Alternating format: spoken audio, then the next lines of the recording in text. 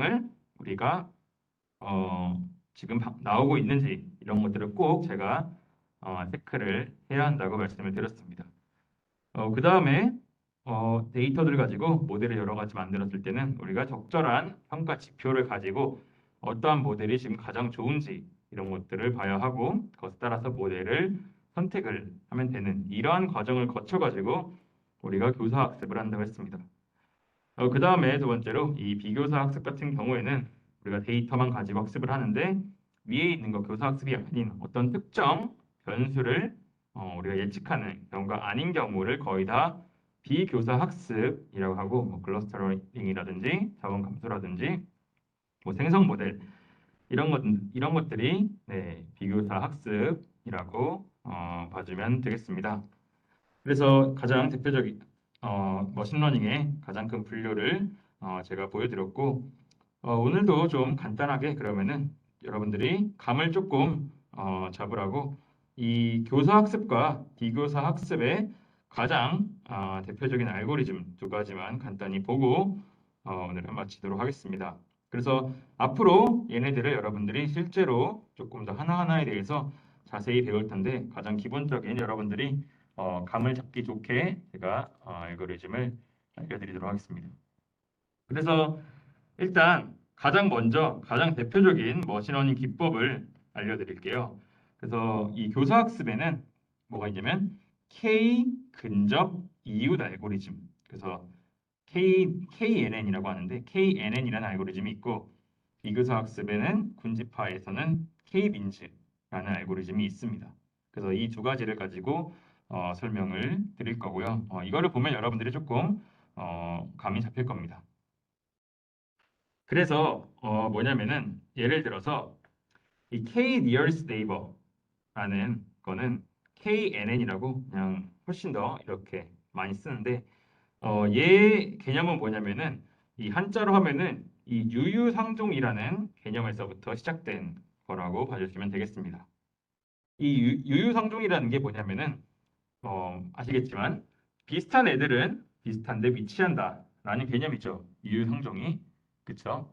그래서 얘는 이 모델이 네, 데이터를 데이터를 외워가지고 가장 내 근처에 있는 데이터들이 어떤 건지 이런 것들을 파악하는 거라고 보면 될 것 같아요. 그래서 내가 어떤 매트릭을 이용해서 내 위치에 가장 가까운 K의 점들을 보고 걔네들에 대해서 다수결로 분류를 하는 겁니다.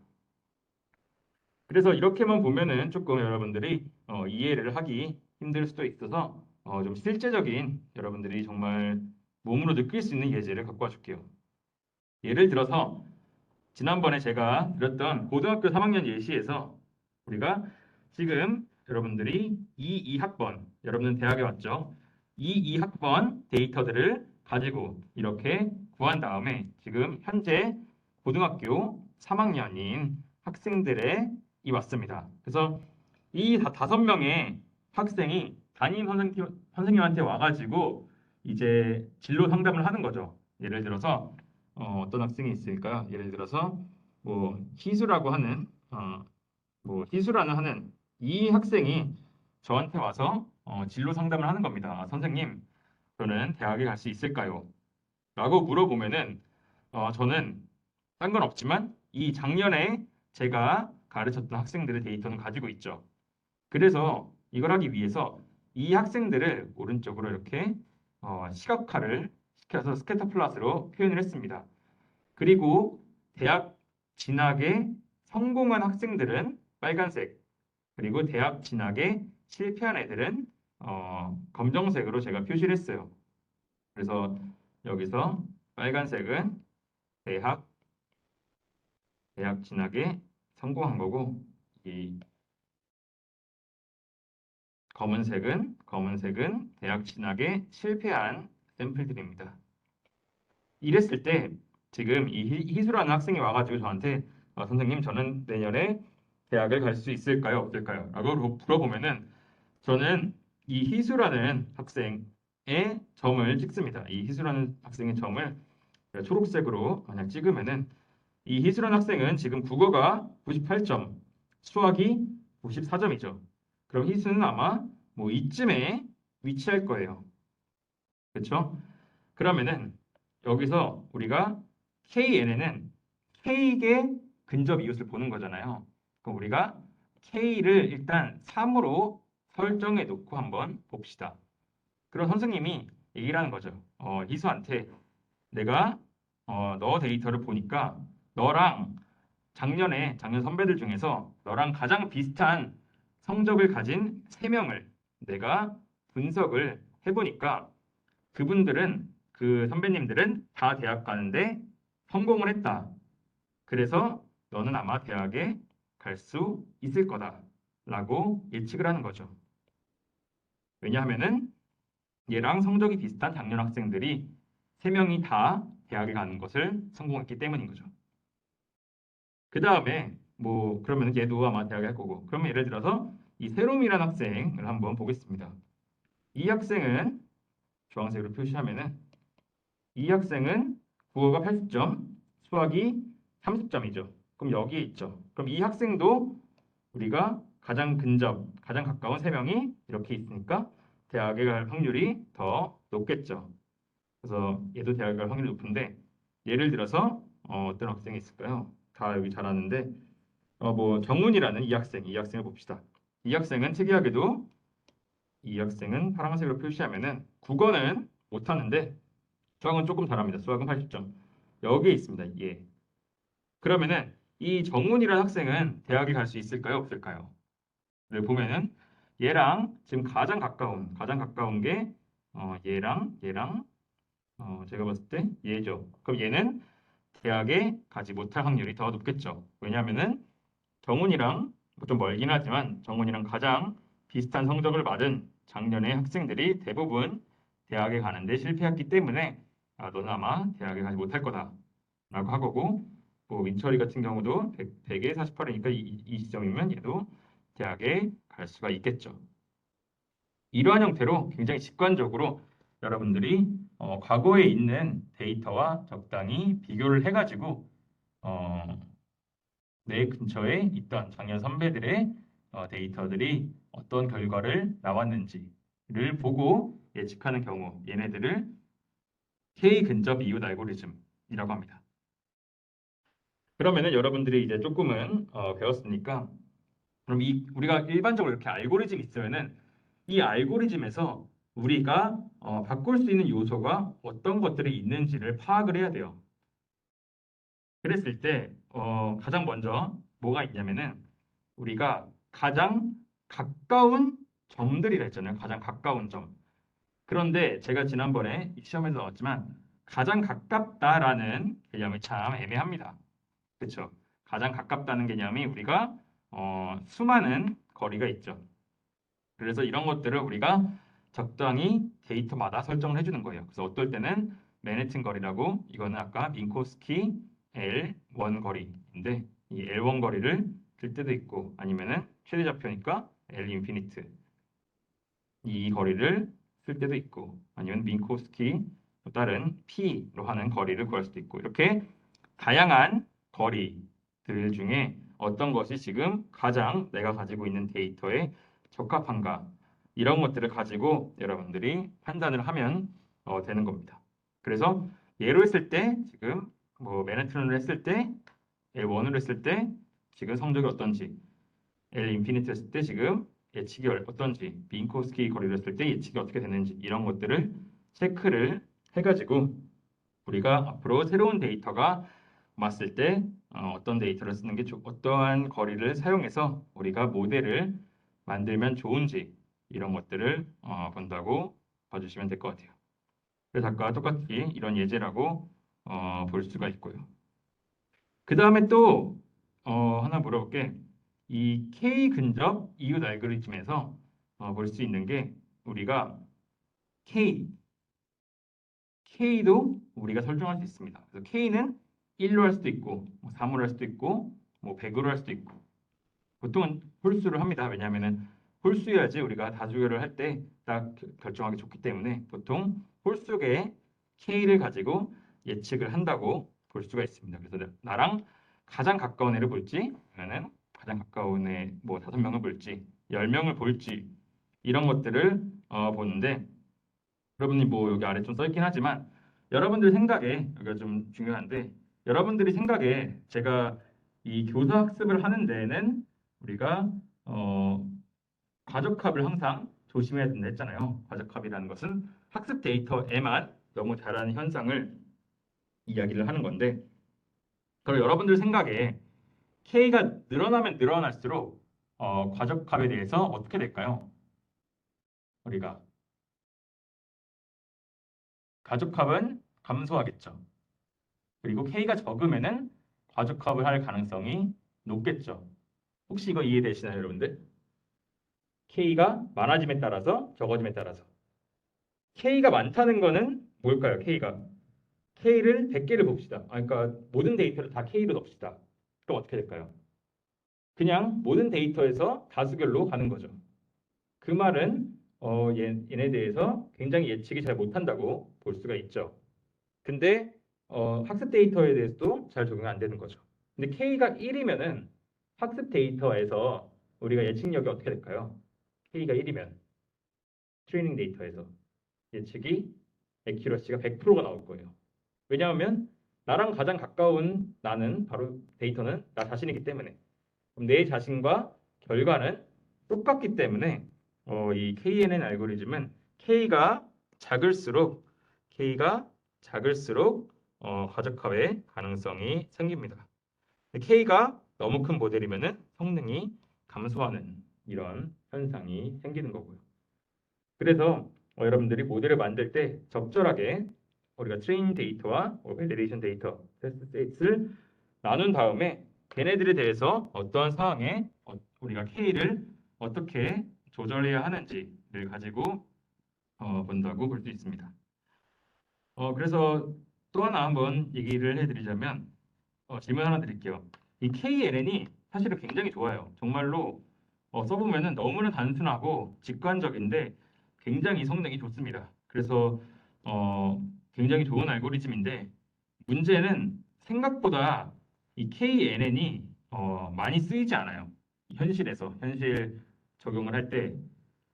그래서 혹시 한번 질문해 볼게요. 왜 혹시 KNN이 실제로 안 쓰이는지 혹시 한번 생각해 볼 수 있으세요? 왜 얘를 현실에서 쓰기 힘들까요? KNN. 성능도 좋고, 단순하고 굉장히 좋은데. K를 뭘로? 근데 K는 사실은 보통은 밸리데이션 셋에 대해서 가장 좋은 걸 쓰면 돼요.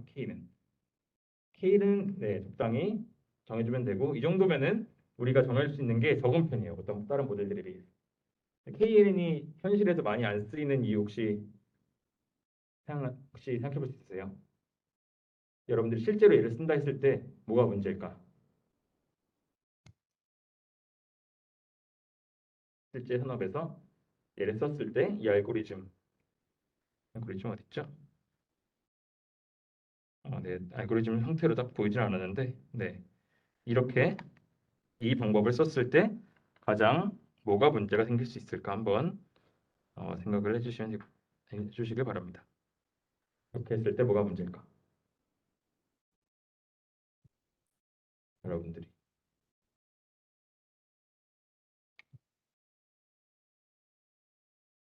생각하는 거 보세요. 조금만 고민해 보세요. 그냥 질문해 보는 거니까 A에는 알고 딱 생각해 보고 이렇게 하면 되겠구나라는 건데 얘가 실제로 쓰면 어떤 문제가 있을까?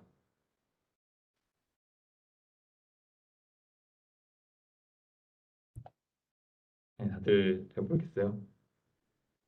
어, 네? 뭐가 하기 어려우세요? 데이터 많으면? 근데 얘는 군집하는 아니에요. 사실은 데이터가 너무 많으면 데이터가 너무 많으면은 문제가 생기는데 군집하는 아니고 얘는 왜냐하면 그냥 가장 가까운 애들 가지고 그냥 판단하는 거기 때문에 데이터를 군집화하는 거는 어떻게 보면 맞다고 볼 수 있는데 조금 애매해요. 그거는 한 두 가지가 있어요. 제가 말씀드릴게요.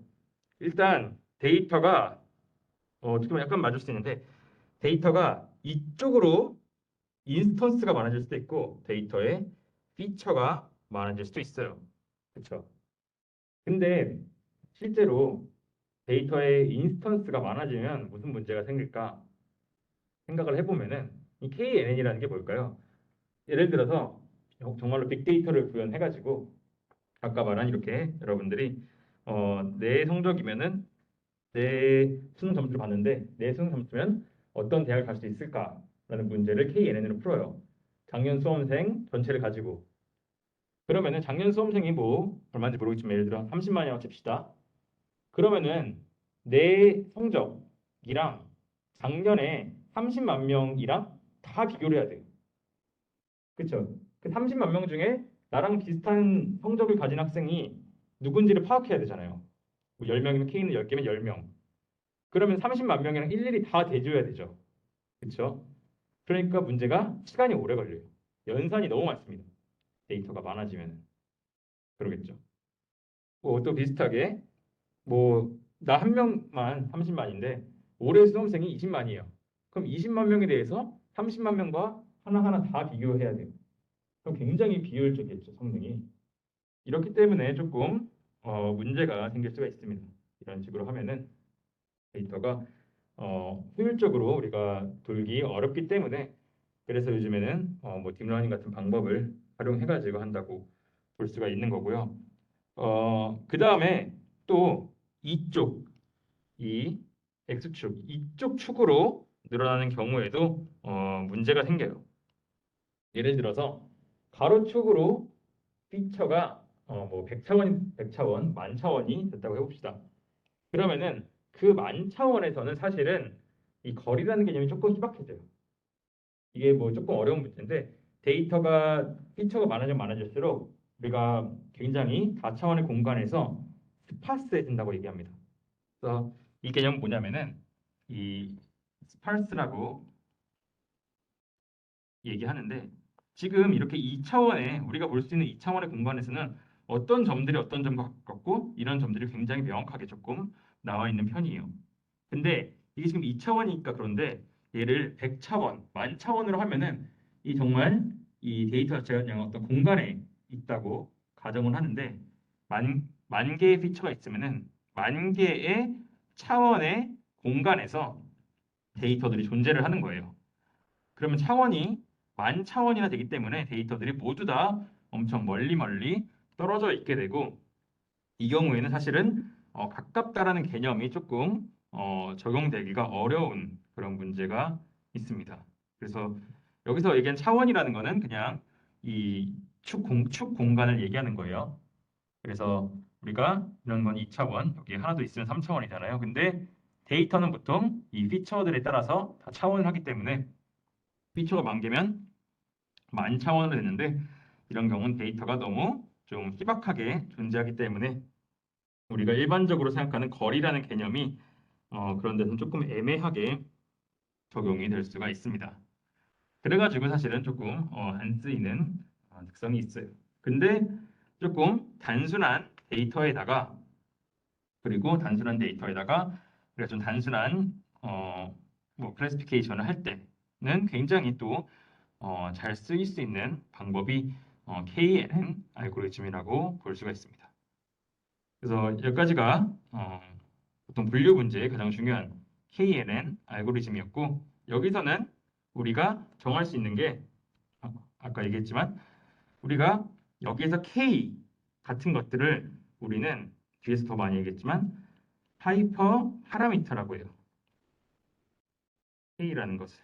그래서 이 하이퍼 파라미터라는 거는 뭐냐면은 우리가 모델을 만들 때 인간이 인위적으로 내가 조절할 수 있는 값을 하이퍼 파라미터라고 합니다. 그래서 K가 1이면 다른 모델이 나오고 K가 2면 다른 모델이 다르고 계속 우리가 설정할 수 있는 파라미터 값이에요. 뭐가 좋을지는 몰라요. 그래서 어떤 하이퍼 파라미터가 가장 좋은지를 우리는 테스트 셋이나 밸리데이션 셋에 대해서 성능을 측정하면서 어떤 경우에 가장 좋은지 이런 것들을 측정한다고 볼 수가 있는 거죠. 그래서 이렇게 하이퍼 파라미터에 따라서 우리가 과적합을 어떻게 해야 될지 이 상황에서 하이퍼 파라미터를 증가해야 할지 아니면 하이퍼 파라미터를 감소해야 할지를 아는 게 보통 머신러닝에서는 가장 중요하다고 볼 수 있습니다. 그래서 항상 지금 상태에서 나는 이 K를 증가해야 될까? K를 감소해야 될까? 이런 게 있는 거죠. 예를 들어서 지금 어떤 예측을 어떤 아까 말한 대학 진학 예측 모델을 했어요. 대학 진학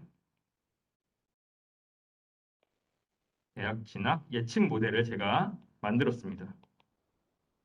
좀 이해하기 쉽게 말씀드릴게요.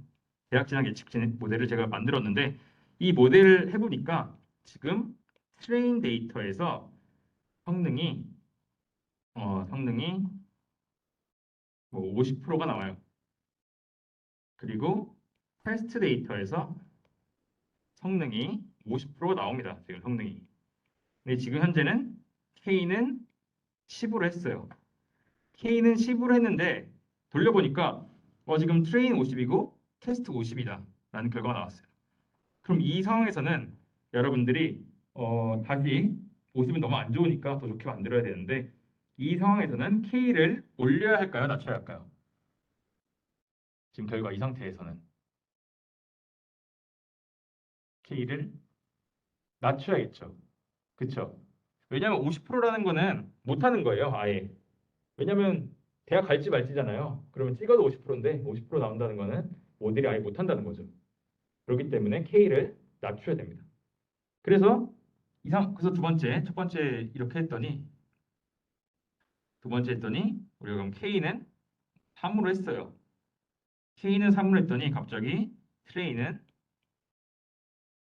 갑자기 99%가 나왔는데 테스트는 한 70%가 나와요.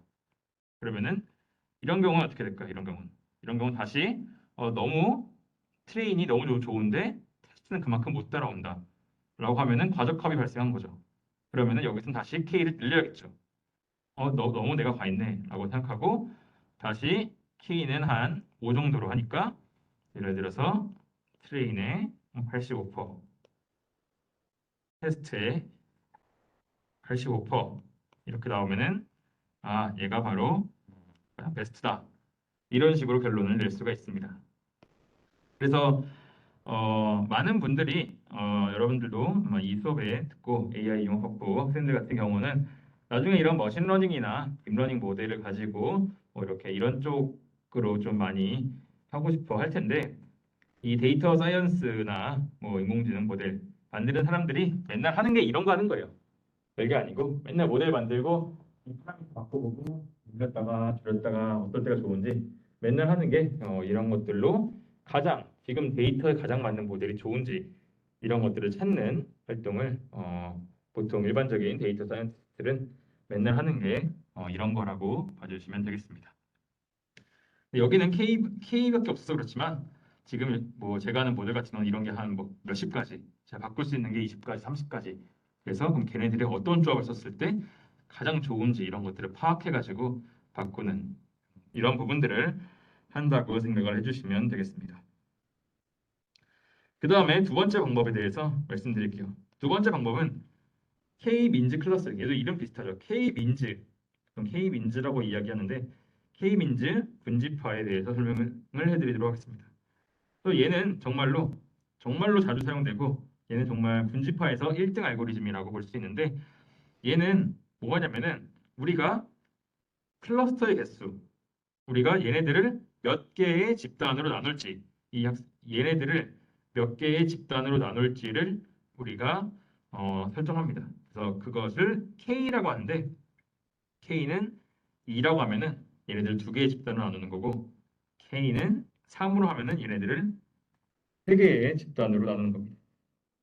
그래서 이렇게 적당히 K를 정해가지고 가장 비슷한 애들끼리 뭉치게 만드는 게 K-민즈 평균 군집화 알고리즘이라고 볼 수가 있어요. 그래서 얘네들은 뭐 어떤 우리가 뭐 대학 진학을 예측하거나 하는 이런 문제가 아니라 그냥 이 점수만을 보고 어떤 애들끼리 서로 비슷한지 이런 것들을 해결하는 문제가 K-민즈 클러스터링이라고 볼 수 있습니다. 그래서 얘는 사실 이 배경에는 수학적인 게 좀 있는데 그 수학적인 것을 제거를 하고 어떻게 하면은 우리가 데이터가 있을 때 얘네들을 적당히 비슷한 애들끼리 군집화할 수 있는지를 보여드리도록 할게요. 그 지금 제가 어떤 블로그에서 예제를 갖고 왔는데 데이터가 이렇게 있습니다. 데이터가 지금 이렇게 파란색 점들로 X축, Y축에 흩어져 있어요. 이랬을 때 누가 저한테 얘네들을 가지고 두 개의 집단 K는 2, 두 개의 집단으로 얘네들을 분류해 보라 라고 합니다. 그러면은 이 K-민즈 알고리즘은 어떻게 하냐면은 가장 먼저 눈 감고 점을 두 개를 찍습니다. 눈 감고 지금 이렇게 두 개를 찍었네요. 눈 감고 점 두 개를 찍은 다음에 임의의 센트로이드 이게 점이에요. X표 여기입니다. 해서 초기 클러스터 센터로 사용합니다. 그래서 클러스터들을 얘네를 기준으로 한번 모아보는 거예요. 눈 감고 뽑은 다음에 걔네들을 나 기준으로 모여라 라고 하면 어떻게 될까요? 이렇게 하면은 이 기준, 이 기준, 얘를 기준으로 해서는 이렇게 데이터들이 모이고 그리고 얘를 기준으로 해선 얘랑 가까운 애들끼리 서로 집단을 형성했죠. 그 다음에 어떻게 해야 되냐면 그 다음에 이 초록색들의 점들, 초록색 점들끼리 또 얘네들끼리의 평균 위치를 구합니다. 그럼 어떻게 될까요? 뭐 이쯤에 위치하겠죠. 파란색으로 위치하면 뭐 이쯤에 위치하겠죠. 이쯤에 빨간색은 얘네들 평균이니까 한 이쯤으로 위치하겠죠. 그럼 이렇게 위치를 오른쪽처럼 딱 바꿉니다. 대충 맞았죠? 바꾼 다음에 그 다음에 뭘 해야 하냐면 이제 새로운 중점이 생겼죠. 새로운 중점. 새로운 중점 두 개에 대해서 얘와 얘에 대해서 다시 한번 얘를 기준으로 가장 가까운 이렇게 점을 그어서 가장 가까운 애들을 할당하고 얘를 기준으로 가장 가까운 애들 또 빨간색을 바꿉니다. 그러면은 얘네들은 이제 빨간색에서 파란색으로 바뀔 거고 얘네들은 뭐 초록색에서 빨간색으로 바뀌겠죠. 그래서 그 결과가 이렇게 나온다고 볼 수 있습니다.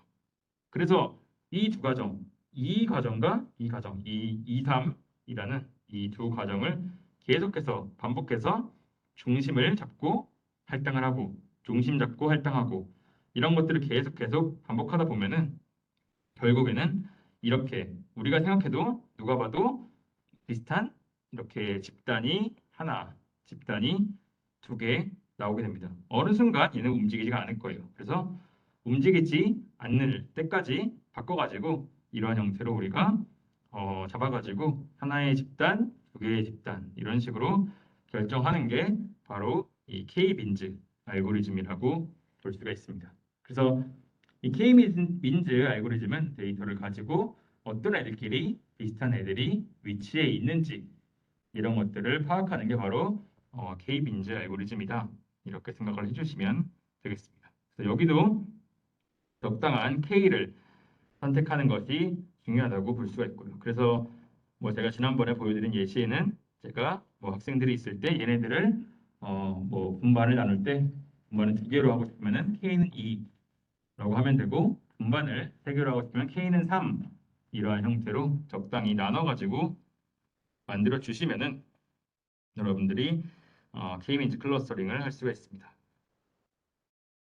네, 그래서 뭐 요약 이거는 조금 딴 데 바꿔서 여기는 빼고 네, 이렇게 가장 대표적인 우리가 K-민즈랑 KNN 알고리즘에 대해서 공부를 해봤습니다. 그래서 앞으로 다음 주부터도 계속 이렇게 머신러닝 기법이 뭐가 있는지 물론 이 앞선 방법과 이 방법에 대해서 수학적인 백그라운드가 굉장히 많지만 이 수업은 개론 수업이기 때문에 그런 점들은 조금 적게 다루고 이 머신러닝이라는 게 뭔지 우리가 이 데이터를 가지고 학습하고 체크하는 이런 과정들에 대해서 앞으로도 네, 계속 배워보도록 하겠습니다. 그래서 이 정도만 사실은 오늘 또 시험 끝나고 네, 이번 주는 여러분들 시험도 많고 이래서 그냥 좀 가볍게 이번 주 수업은 여러분들이 생각을 해주시면 될 것 같아요. 그냥 전반적인 머신러닝에 대한 개념이 이런 거다.